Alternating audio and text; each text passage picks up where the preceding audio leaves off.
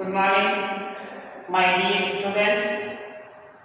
Gayatri school Sanchore के YouTube channel में आप सभी का स्वागत है। इस चैनल को ज़्यादा से ज़्यादा सब्सक्राइब करें कि आपको एंटोमोलॉजी से संबंधित नए नए प्रकार की वीडियो उपलब्ध हो सके।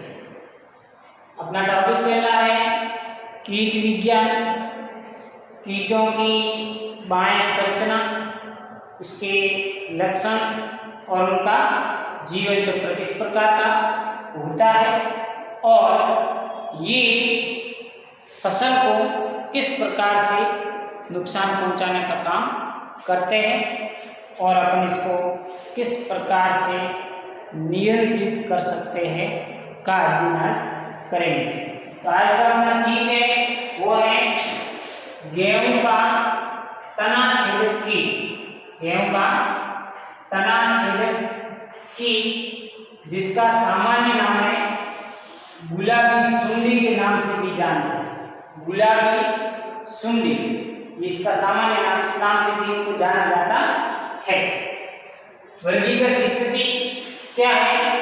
संघ, आर्थ्रोपोडा, गण, लेपिडोप्टेरा, कुल, नॉक्टिडी, वंश, सिसिलिया, जाति इनफेरेंस। सिसिलिया, इनफेरेंस, ये दोनों वंश और जाति मिलाकर के गेहूं की तना छेदक कीट का वैज्ञानिक नाम हो जाता है। क्या इस गुलाबी सुंडी कीट के क्या लक्षण है, कितनी इसकी लंबाई होती है, दिखने में कैसी दिखती है, इनके बारे में अपन बात करेंगे। तो गुलाबी सुंडी या गेहूं का तना छेदक कीट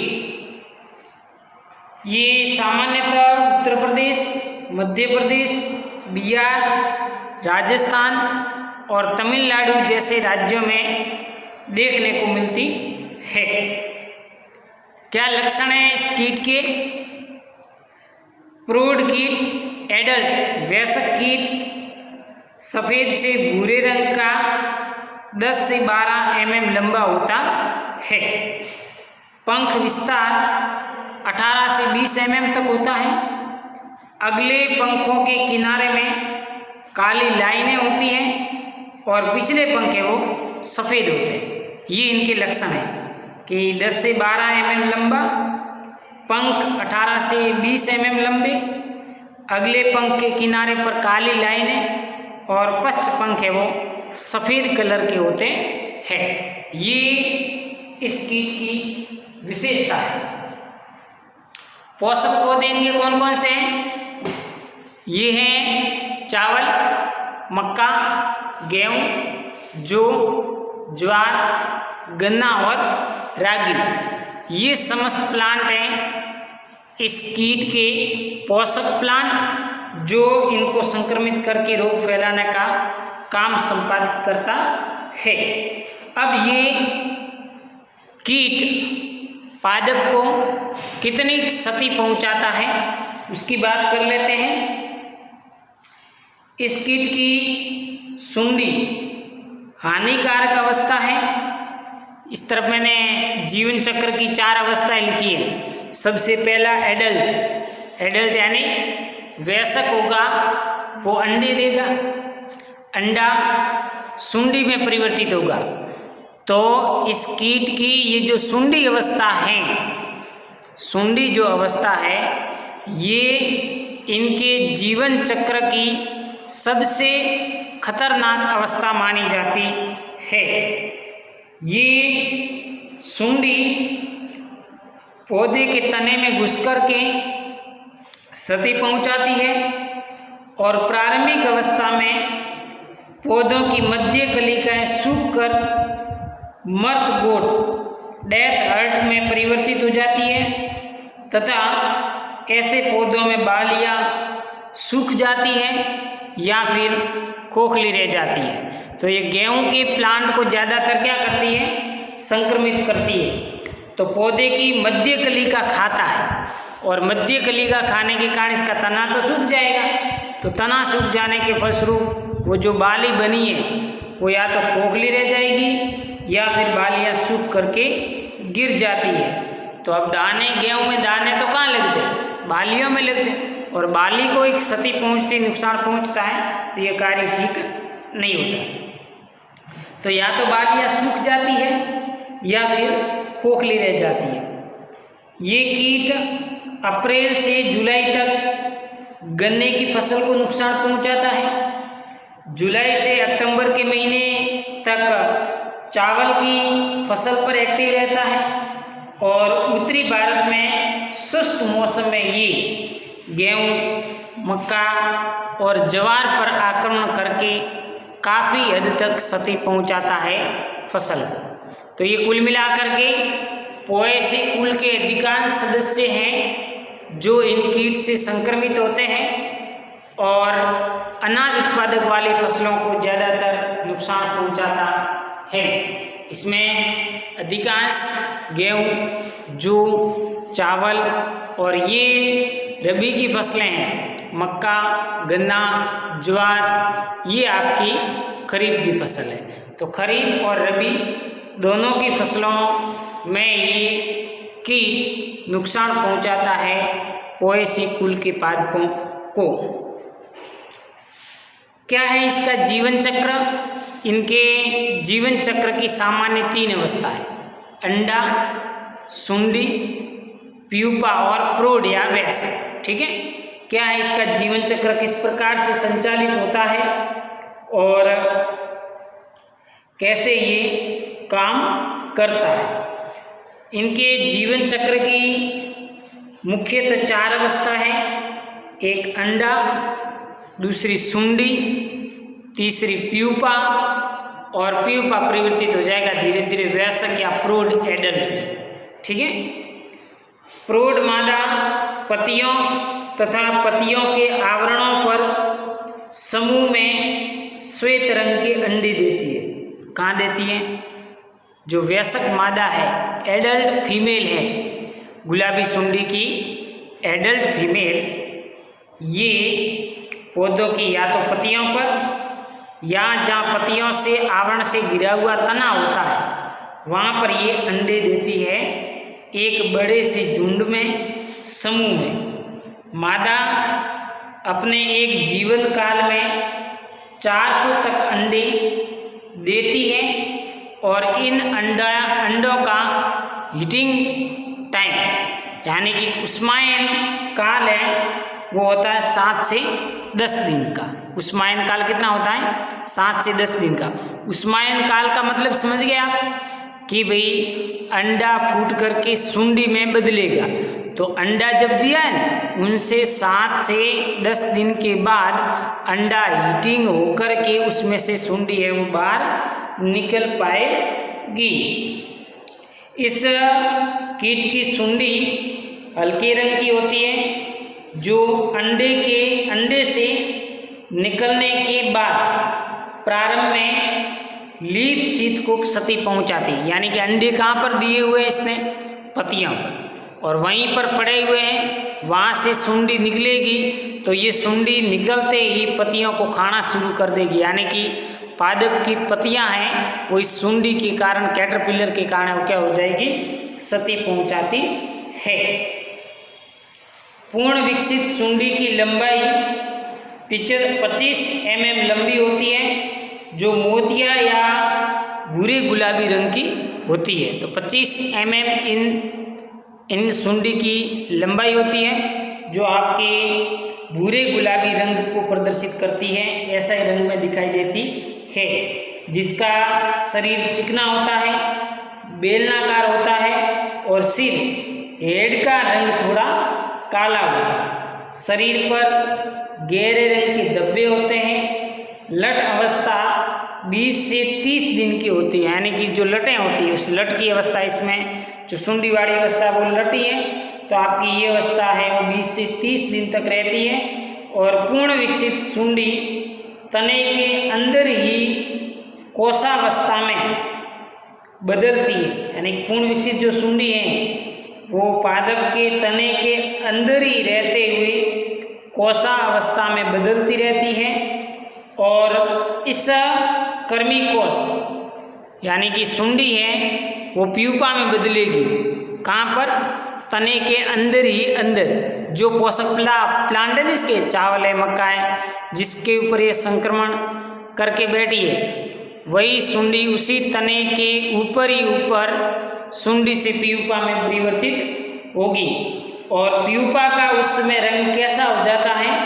भूरा रंग का होता है और इस प्यूपे की लंबाई होती है वो होती है 12 mm के लगभग होती है और कोशावस्था है वो आपके 7 से 12 दिन की होती है। यानी कि सुंडी से प्यूपा बदलने में समय कितना लगता है? 7 से 12 दिन का। और अंडे से सुंडी 7 से 10 दिन में बनती है, सुंडी से प्यूपा 7 से 12 दिन में परिवर्तित होता है। इस प्रकार ये गेहूं की फसल में इसकी 4 पीढ़ियाँ होती हैं जो उत्तरी भारत में मार्च से नवंबर तक एक्टिव रहती है और जाड़े में सुंडी शीत निष्क्रियता में चली जाती। शीत निष्क्रियता मतलब जब शीत की ऋतु आती है तो वहाँ पर बिल्कुल ठंडे एनवायरनमेंट में पड़ी रहती है और जब भी इसको फेवरेबल कंडीशन अनुकूलित परिस्थितियाँ मिलती है तो ये वापस अपना जीवन चक्र स्टार्ट करके इन पोषक प्लांटों को संक्रमित करने का कार्य संपादित करती है।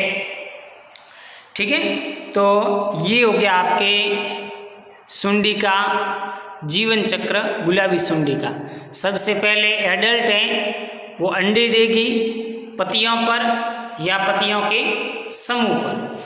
अंडा परिवर्तित हो जाएगा, अंडे का जो स्माइल काल है वह 7 से 10 दिन यानी कि 7 से 10 दिन हीटिंग में रहेगा और जैसे ही 7 से 8 दिन इसके पूरे हो जाएंगे तो ये अंडा है वो परिवर्तित हो जाता है सुंडी में। ठीक है, सुंडी, और सुंडी से प्यूपा बनने में समय लगता है इसको 7 से 12 दिन का। यानी कि 7 से 12 दिन के अंतराल में ये सुंडी प्यूपा में परिवर्तित हो जाएगी।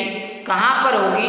उसी पोषक पादप के तने पर और फिर धीरे धीरे ये प्यूपा है ये वयस्क में परिवर्तित हो जाता है और फिर जैसे नेक्स्ट जनरेशन आती है, नेक्स्ट सीजन आती है, उससे पहले ये प्यूपा है ये आपका शीत निष्क्रियता अवस्था में चला जाता है। इस प्रकार से ये गुलाबी सुंडी चावल, मक्का, गेहूं, जौ, ज्वार, गन्ना और रागी जैसे प्लांट या पादप को संक्रमित करने का कार्य संपादित करती है। अब ये गेहूं का तना छेदक कीट है, इन पोषक प्लांटों को जो आपको दिख रहे हैं को संक्रमित करता है। तो अब इसका अपन किस प्रकार से इंसेक्ट मैनेजमेंट का कार्यक्रम अपना सकते हैं, यानी कि कीट प्रबंधन का सिद्धांत क्या अपनाएं कि इस कीट का नियंत्रण हो जाए। तो 3 नियंत्रण आप कर सकते हैं। पहला सभी में कॉमन रहेगा, एग्रीकल्चरल एक्टिविटी शस्य प्रबंधन करके। दूसरा बायोलॉजिकल मैनेजमेंट जैविक नियंत्रण और थर्ड केमिकल कंट्रोल यानी कि रासायनिक दवाइयों के छिड़काव के माध्यम से इनके अंडों को, इनकी सुंडी को, कैटरपिलर को नष्ट किए जाते हैं। पहला है शस्य प्रबंधन, agricultural activity management of the insect, यानी कि इंसेक्ट मैनेजमेंट का, एग्रीकल्चरल एक्टिविटी का मैनेजमेंट करना है। तो कैसे करेंगे? पहला क्रॉप रोटेशन, फसल चक्र का कार्यक्रम अपनाएं। मक्का या ज्वार के बाद आप गेहूं नहीं बोएं, ठीक है, तो उसी जगह पर आप दूसरी फसल की बुआई कर सकते हैं। तो फसल चक्र का कार्यक्रम अपना करके। दूसरा डेथ हर्ट वाले पौधे को उखाड़ करके नष्ट कर देना, यानी कि जिस पादप में इस कीट का संक्रमण हो गया है, प्लांट मृत हो गया है, मृत्यु हो चुकी है, तो उस प्लांट को उखाड़ करके जला करके नष्ट कर दें, ताकि उन्हीं के साथ ये गुलाबी सुंडी भी आपके साथ साथ नष्ट हो जाएगी। ये तो थी एग्रीकल्चरल एक्टिविटीज मैनेजमेंट। दूसरा मैनेजमेंट है इंसेक्ट मैनेजमेंट का बायोलॉजिकल कंट्रोल, जैविक नियंत्रण। और जैविक नियंत्रण में क्या कर सकते हैं कि जो प्राकृतिक परभक्षी पक्षी है, जो इनको आसानी से क्या कर सकते हैं, भोजन के रूप में ग्रहण करते हैं, तो उन पक्षियों को छोड़ा जाए। तो ये कीट की सुंडियों के नियंत्रण के लिए प्राकृतिक शत्रु जैसे ब्रैकॉन क्लोनिस, ब्रैकॉन जेलिकी इत्यादि पक्षियों का आप उपयोग करके इसका नियंत्रण कर सकते हैं। यानी कि ये ऐसे प्राकृतिक शत्रु हैं जो इन कीट या सुंडियों को प्राकृतिक रूप से खा करके क्या कर देता है, नष्ट कर देता है। तीसरा है वो है रासायनिक प्रबंधन या chemical management of the insect menace. फसल पर कीट का प्रकोप होने पर, जैसे आपको लगा कि गेहूं की फसल पर इस कीट का प्रकोप फैल गया, तो आप chlorpyrifos 20 EC, chlorpyrifos 20 EC, quinalphos 25 EC दवाइयों में से किसी एक दवाई का आप 0.05% का पानी के साथ घोल बना करके फसल पर इनका छिड़काव करने से इसका नियंत्रण संभव है। 2 मेडिसिनें गेहूं के तना छेदक कीट के लिए जो रासायनिक प्रबंधन में काम आएगी, क्लोरपाइरीफॉस, क्विनालफॉस, 2 मेडिसिन को आपको क्या लेना है, उपयोग में लेना है। तो आज गुलाबी सुंडी के बारे में अपन ने अध्ययन किया। Okay, thank you.